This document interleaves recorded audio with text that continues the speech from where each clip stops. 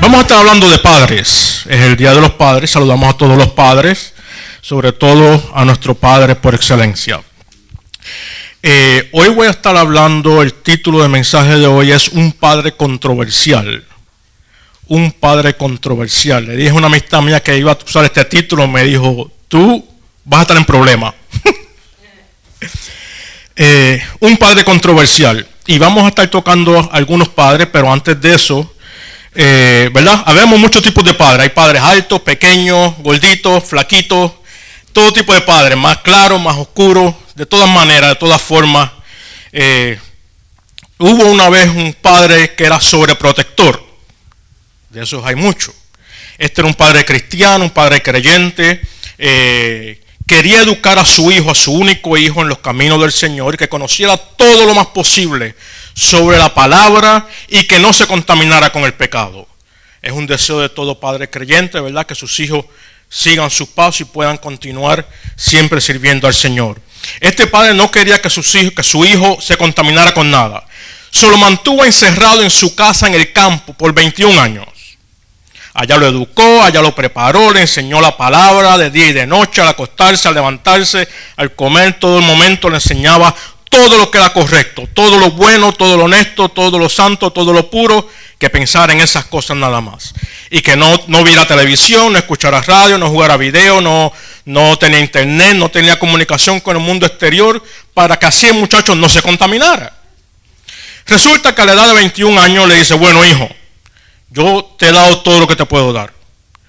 Yo te voy a llevar a la ciudad para que tú veas lo que es el mundo del pecado y por qué yo te he mantenido aquí. Eso se lo llevó a la ciudad y le enseñó todas las cosas. Y dice, pregunta lo que tú quieras. Y el nene le decía, ¿y qué es eso? Oh, eso es un taxi. Esos son amarillos para que se distingan entre los demás carros, ¿verdad? Y puedes ver. ¿Y qué es aquello? Ah, eso es un restaurante, la gente va ahí la gente come. ¿Y qué es ese hombre ahí tirado en la calle? Ah, eso es un borracho. Está tirado ahí porque se ha dado la vida al alcohol y todas esas cuestiones. Y ve a un policía pasando y dice, ¿y eso qué? Ah, es un oficial de la ley, por eso usa su uniforme. Ellos vigilan que las leyes se cumplan, ¿verdad? Porque hay gente que son malas, pues hay que ver los oficiales de la ley. Y ve a una muchacha que pasa en pantalones cortos y le dice, papi, ¿qué es eso? No mires eso, es un demonio. ¿Y qué es aquello? Ah, es un edificio, ahí vive gente, ahí hay oficinas, ahí viven en esos lugares, en esos cajoncitos, pero nosotros tenemos una casa mejor allá donde nosotros estamos. Y aquellos que, esos son médicos, porque hay gente que se enferma a causa del pecado, están enfermos y están allí. Bueno, él lo tuvo todo el día corriendo por la ciudad. Le enseñó los aviones, le enseñó los barcos, le enseñó todo. Regresan a la casa y por la noche le dice, ¿qué te pareció la ciudad, hijo? Bueno, papi, muchas cosas raras que yo nunca había visto. Bueno, hijo, y tú que siempre has servido al Señor y eres un muchacho bueno y has sido grandemente educado en la palabra, de todo lo que tú viste, ¿qué es lo más que te gustó, hijo? Él le dijo, papi, los demonios me gustaron. ¿Verdad? No importa las realidades, que no importa qué tan sobreprotector queramos ser. Nuestros hijos tienen que vivir la vida, tienen que aprender a enfrentarse, y Dios continúa tratando con ellos. Según nosotros creemos que Dios trata con nosotros, presentamos diariamente a nuestros hijos para que Dios también los guíe, los guarde y los dirija a ellos también. Es parte de nuestra labor, pero no podemos mantenerlo todo el tiempo encerrado por 21 años o quizás más. Hay que dejar que Dios trate con ellos del modo que Él quiere hacer y que los lleve donde Él quiere llevarlos. Cada persona tiene un propósito con Dios y Dios los ha de llevar a lo que Él quiere hacer con cada uno de ellos. Desde que comenzó el tiempo, Dios siempre se ha querido mostrar como padre. Un padre que tiene hijos e hijas semejantes a Él. Se parecen en sus intereses, en sus ideales, en sus costumbres, ¿verdad? Nuestros hijos los vamos criando con cierto modo de pensar, cierto modo de enfrentarse a las situaciones. Ellos van creciendo con esos ideales, esas creencias. Y Dios quiso mostrarse de la misma manera. De hecho, en Génesis 1:27 nos dice que Dios creó al hombre a su imagen y semejanza y le dio un mandato. Este mandato era que los representaran en la tierra física, que los representáramos aquí en el planeta. Dijo, tomen dominio sobre todas las cosas, enseñoreen sobre todo, dominen los peces, dominen las aves, dominen los animales, y llenen la tierra, así como Dios lo llena todo en todo. Él le dijo al ser humano, llenen también la tierra ustedes, porque ustedes me van a estar representando aquí en este mundo físico. Dios nos muestra que hizo al hombre para que lo expresara a él en este mundo físico, que gobernara, administrara y lo llenara todo. Dios le proveyó a los seres humanos, a las criaturas, todo lo que pudiesen necesitar aún antes de que lo supiesen. Es lamentable que hoy día vivimos una sociedad donde los seres humanos se han apartado de Dios. La gran mayoría de los seres humanos no quieren saber de Dios. De hecho, aquellos que no han sido redimidos no pueden saber de Dios. No pueden buscar de Dios. No pueden gustar de Dios. Porque Él es un concepto ajeno a su mente.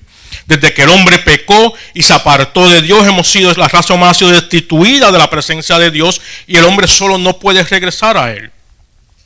Pero Dios le había dado el mandato de que el hombre condujera a la raza humana y se condujera de cierto modo.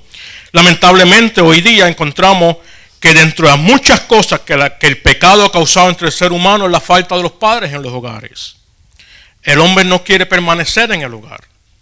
Muchas veces porque ya no es estimado. Hace 50, 60 años atrás el hombre era el centro del hogar.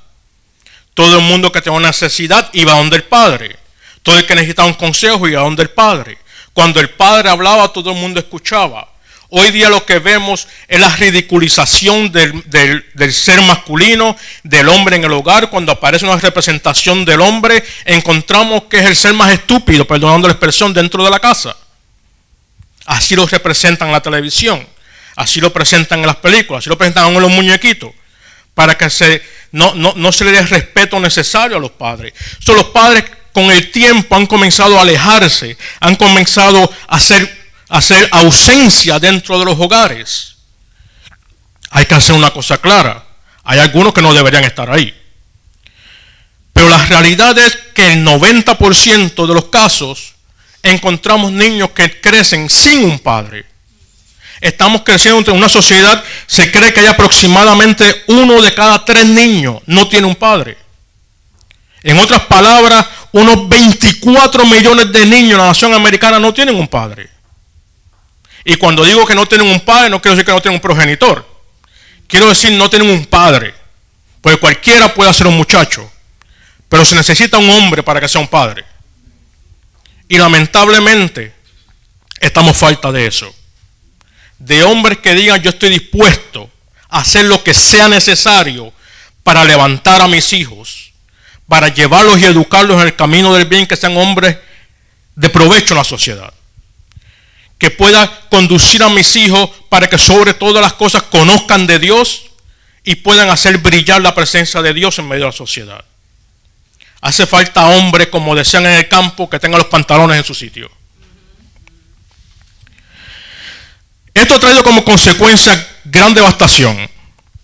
Los niveles de pobreza, de criminalidad, embarazos juveniles, problemas de conducta, abusos y abandono, abuso de droga y alcohol, obesidad infantil, y diserción escolar son solamente algunos de los problemas que ha causado la ausencia de un padre en el hogar.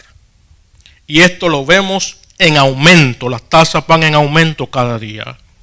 Todos estos aspectos están íntimamente ligados a la falta de un padre en el hogar. Cualquiera puede ser un niño, pero se necesita un hombre para que sea un padre. Hoy día los niños y la sociedad que se están levantando se han abandonado y dejado a que se críen y levanten ellos solos. ¿Cómo es posible que un niño se críe así solo, sin un guía, sin una persona a quien observar, sin una persona a donde puedan acudir, sin una persona que puedan pedirle un consejo?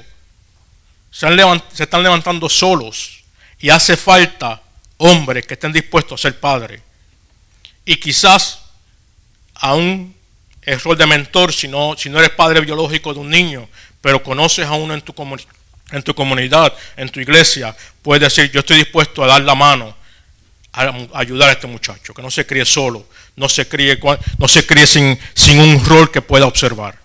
yo estoy dispuesto a pararme en ese lugar.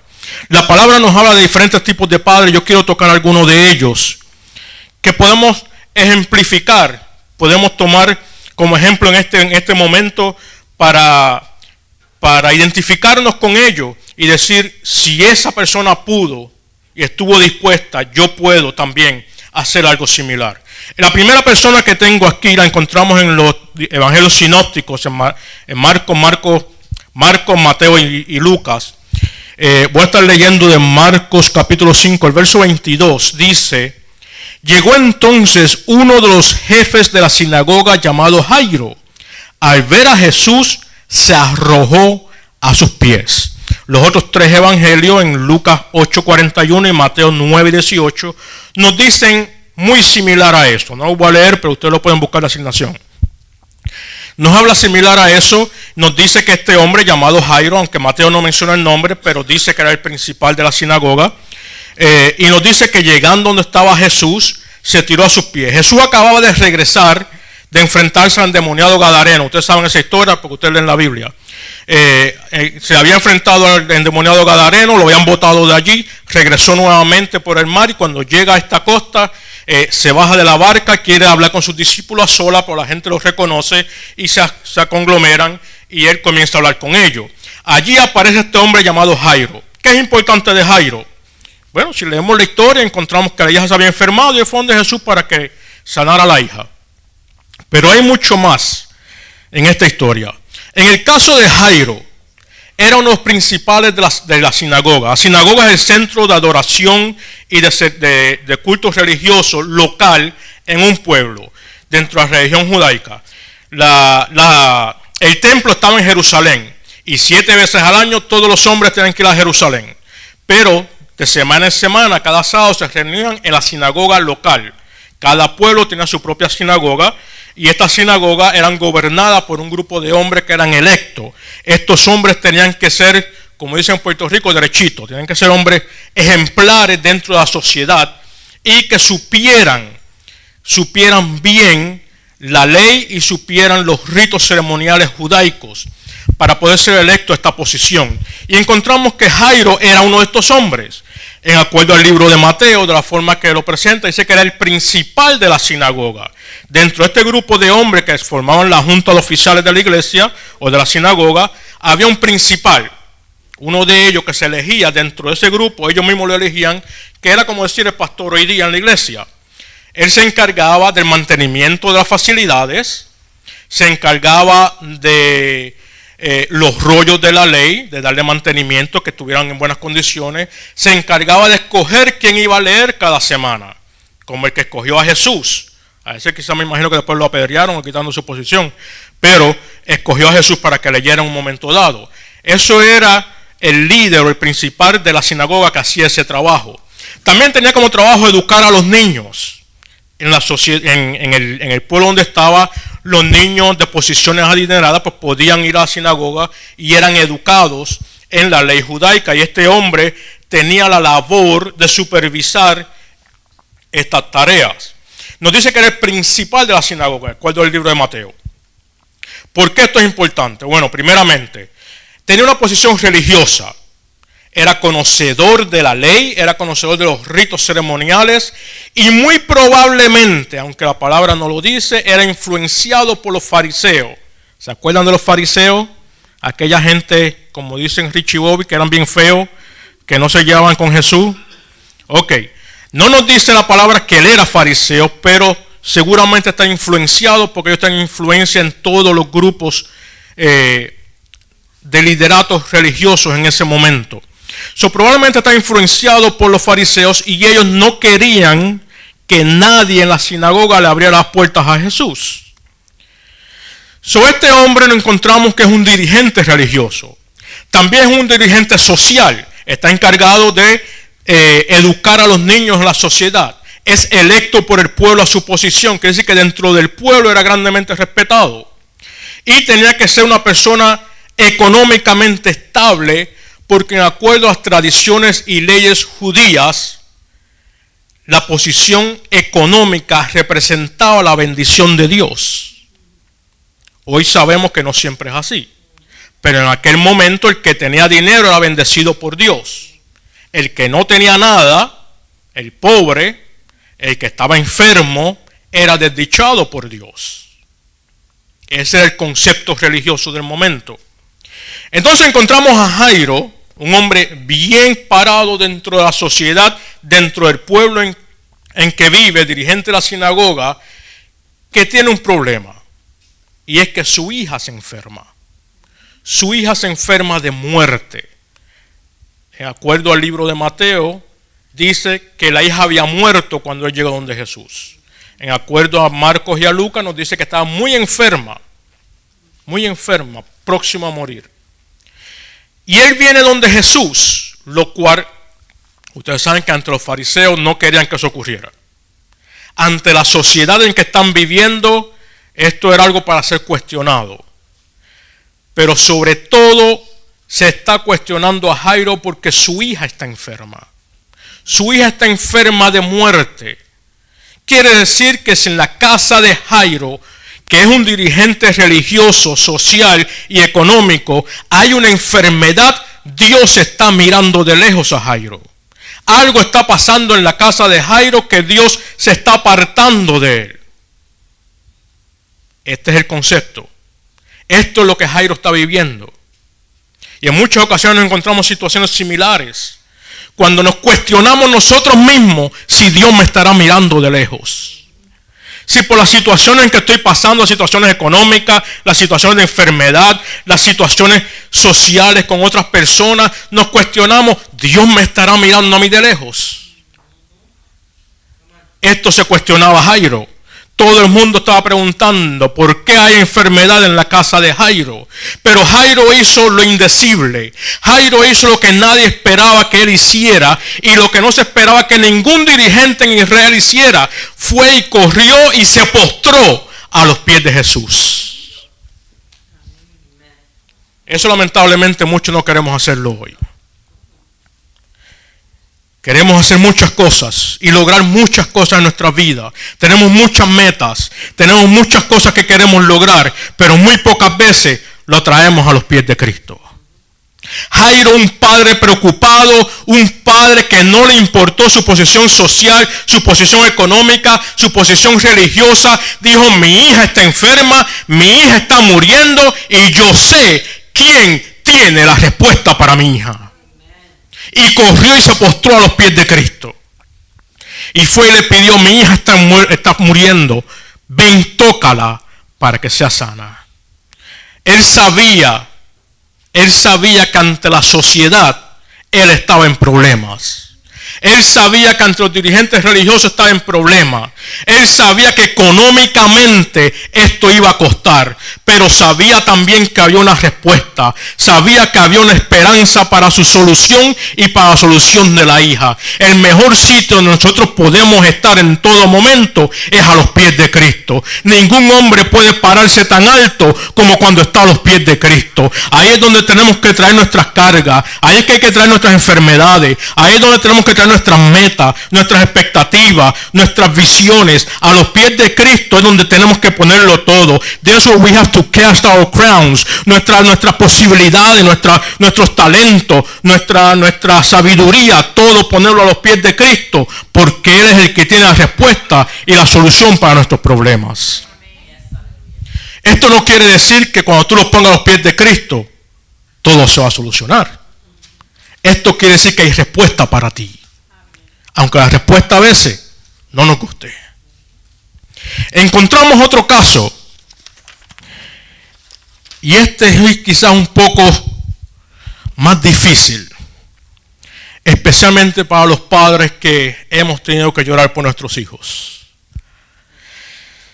Hay un hombre. La palabra nos habla de un hombre sumamente rico. Lo tenía todo. Todo lo que necesitaba.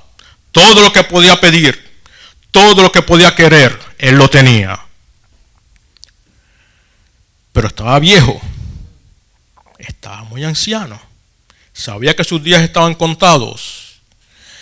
Y le dice a Dios, todo lo que yo tengo, se lo voy a dejar a mi siervo. El siervo era buena gente, no se equivoquen. El siervo era muy buena persona. La palabra nos dice que él amaba a su siervo. Él amaba a su siervo.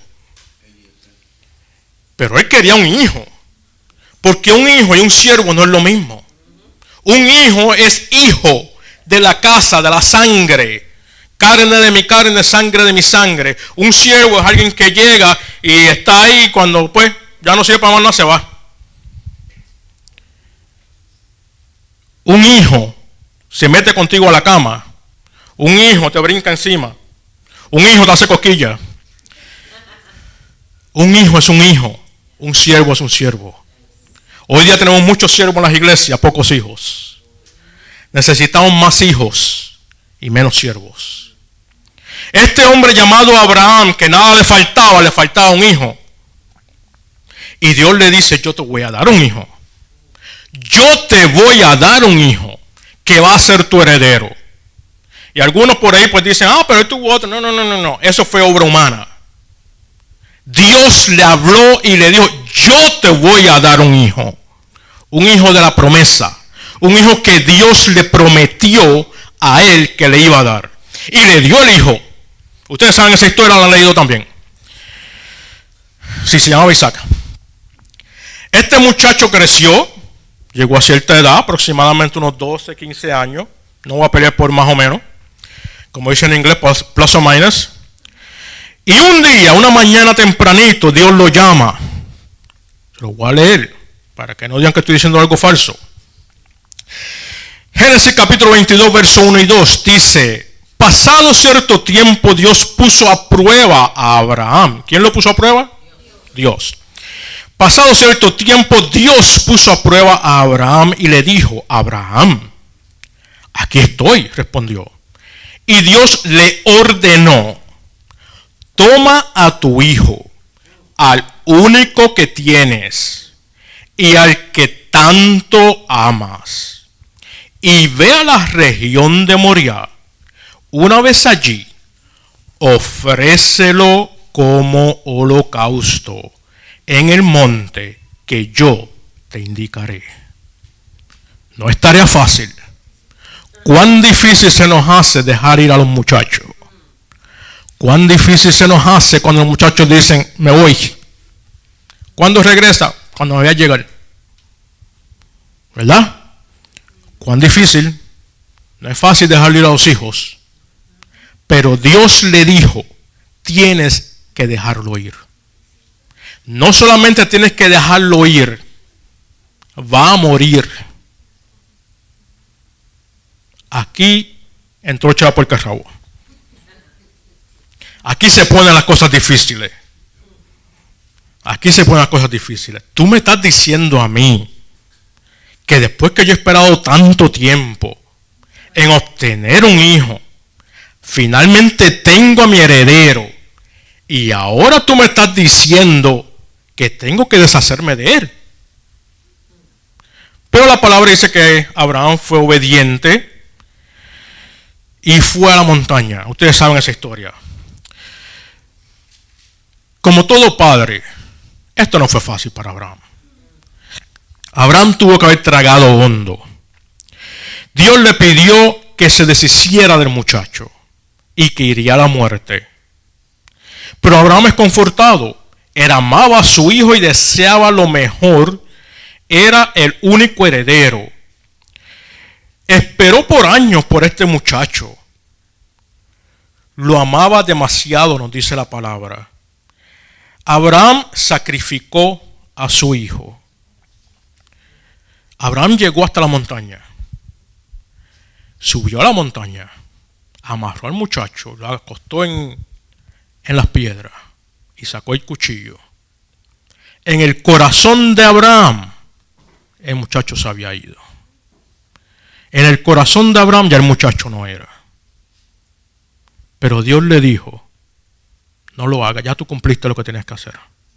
Tú fuiste obediente. El libro de Hebreos capítulo 12 nos dice que Abraham los recibió como de entre los muertos. Quiere decir que en el corazón de Abraham ya se había deshecho del muchacho. Él no sabía qué iba a ocurrir. Él no sabía por qué Dios le está pidiendo esto que es tan insólito. ¿Por qué Dios le está pidiendo una cosa tan difícil? Pero él sabía que si Dios lo estaba pidiendo, Dios tenía una respuesta para él. Él sabía que si Dios lo pedía, Dios lo podía levantar de entre los muertos. Y por eso el libro de Hebreos nos dice que de entre los muertos lo recibió. Él estuvo dispuesto. Abraham sabía que Dios amaba y cuidaba del muchacho mejor que él. Cuando tú no estás, él sigue estando. Cuando tú, como padre, no puedes verlos, él los ve. Cuando tú no puedes cuidar de ellos, él los lleva de la mano para que su propósito se cumpla en sus vidas. Cuando tú estás cuestionando a Dios a causa de lo que tus hijos han pasado, él te dice: bástate mi gracia. Te dice que todo ha sido para que su propósito sea cumplido en ellos. Hebreos 11:19 nos dice: consideraba Abraham que Dios tiene poder hasta para resucitar a los muertos, y así, en sentido figurado, recobró a Isaac de entre los muertos.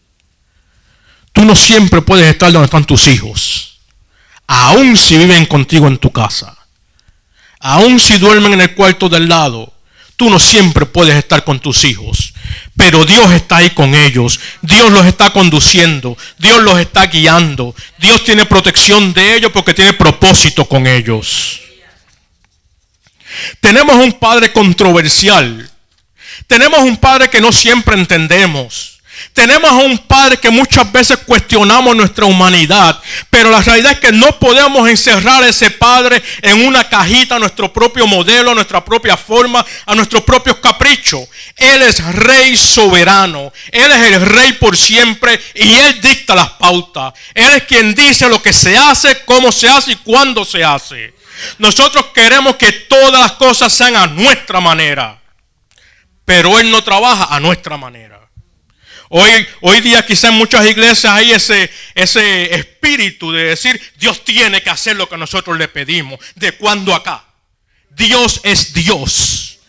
Él creó todas las cosas. Él creó las estrellas, las puso en su lugar y les puso nombre. Él le dijo a los mares: hasta aquí vas a llegar y de aquí no vas a pasar. Él le dijo a las estrellas en la noche: salgan en tal momento. Él le dijo a la oscuridad: ustedes desaparezcan. Si no creen esta cosa, lean Job 38 y allí te dice todas las cosas, como Dios le puso límites y le puso fundamentos a la tierra, la puso en el aire. ¿Y quién puede hacer eso?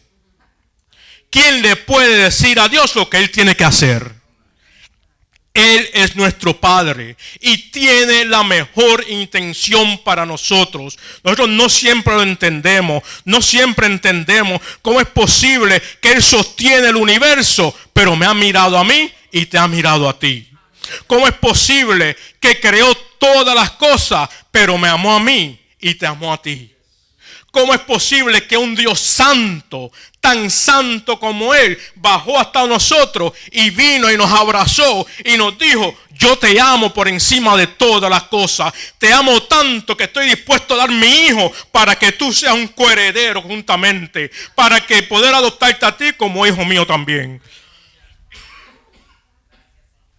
Ese es mi Padre. Será un Padre controversial para muchos, porque muchos no pueden entender estas cosas. Porque muchos no le cabe en su mente, en su sabiduría humana, en su tanto conocer, en su tanto que se creen que conocen. No pueden entender las loqueras de Dios. El Dios que sostiene al mundo en sus manos, ¿cómo es posible que la tierra sea el estrado de sus pies?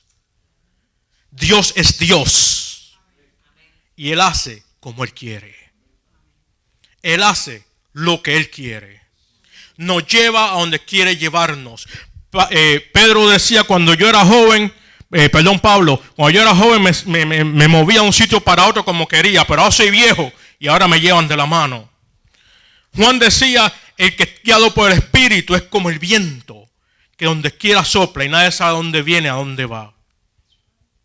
Nosotros no dictamos: Señor, esto es lo que yo quiero y esto es lo que voy a hacer. Él es el Padre, Él conduce la casa. Él conduce la congregación. Él conduce nuestras vidas. A Él es que vamos cuando tenemos problemas. Jairo fue y se tiró a los pies de Cristo.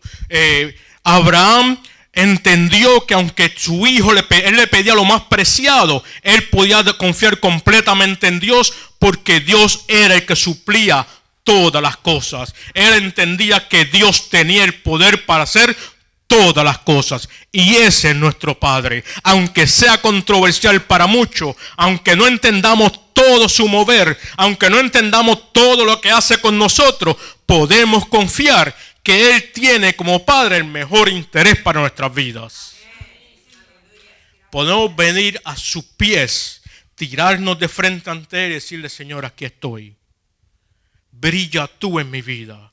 Resplandece tú, porque aunque yo no lo entiendo, yo sé que tú tienes el mejor interés para mí. Inclinemos nuestros rostros.